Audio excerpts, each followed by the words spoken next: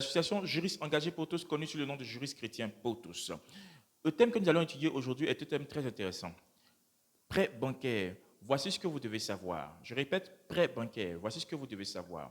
Je me rappelle, je travaillais dans une entreprise où j'étais payé à 330 000 francs. J'avais voulu obtenir un prêt dans le but de m'acheter un terrain. Le prêt, je sollicitais un prêt d'un montant de 7 700 000 francs. Alors, je me suis dirigé vers un établissement bancaire. Arrivé dans l'établissement bancaire, j'ai dit clairement que je sollicite un prêt de 7 700 000. En fait, l'établissement, c'était où était viré mon salaire. Je sollicitais le prêt de 7 700 000. Mais voici ce que vous devez savoir. Les 7 700 000 francs. Le premier point, je devais rembourser sur 7 ans. Et sur 7 ans, je me suis dit que j'allais payer peut-être 1 500 000 de plus sur les 7 700 000. On m'a dit, mais tu prends 7 700 000, c'est sur 7 ans, mais tu vas rembourser 12 500 000. J'ai dit, 7 700 000 et je vais rembourser 12 500 000. C'est vrai, c'est sur 7 ans, mais c'est 12 500 000 que je vais rembourser. C'est plus de la moitié de ce que je demande. OK. Le deuxième point, c'est que quand on vous donne 7 700 000, je pensais que j'allais avoir 7 700 000 francs dans ma main. Mais non.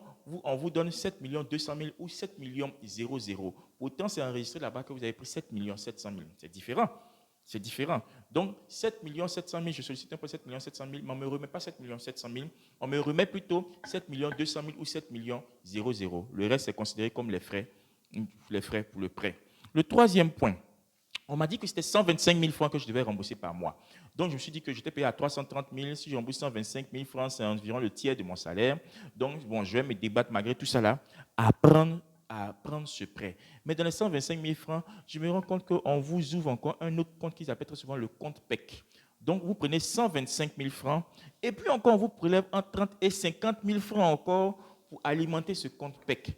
Donc, au total, ça va me faire aux environs 125 000 francs plus environ 35 000 francs que je devais prendre, qu'on devait couper pour alimenter le compte PEC. Finalement, c'était 160 000 francs qu'on allait me couper sur mon salaire. C'était énorme pour moi. Le quatrième point encore, on m'a dit que si j'ai mon argent, c'est 12 500 000 que je devais rembourser, mais si j'avais l'argent, je pouvais payer l'intégralité de ces 12 500 000 francs qui est composé des intérêts et autres. Et puis, c'est fini.